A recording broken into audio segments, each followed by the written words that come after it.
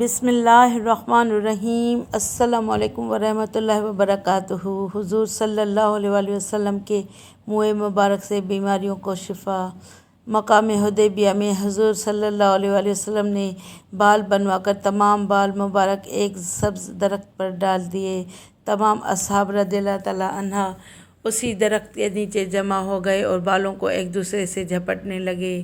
حضرت ام عمارہ رضی اللہ تعالیٰ عنہ کہتی ہیں کہ میں نے بھی چند بال حاصل کر لیے۔ حضرت محمد مصطفیٰ صلی اللہ علیہ وآلہ وسلم کے وصال ظاہری کے بعد جب کوئی بیمار ہوتا تو میں ان مبارک بالوں کو پانی میں ڈبو کر مریض کو پلاتی تو رب العزت اسے صحت عطا کر دیتا۔ صلو علی الحبیب صلی اللہ تعالیٰ علی محمد صلی اللہ علیہ وآلہ وسلم، یعنی اس میں نبی کریم صلی اللہ علیہ وآلہ وسلم کی منہ مبارک سے بیماروں کو شفا کے لیے بتایا گیا ہے کہ کس طرح نبی کریم صلی اللہ علیہ وآلہ وسلم کے صحابہ نبی کریم صلی اللہ علیہ وآلہ وسلم کے منہ مبارک پانی میں بھگو کر بیماروں کو دیا کرتے تھے۔ اس کو آب شفا بھی کہتے ہیں۔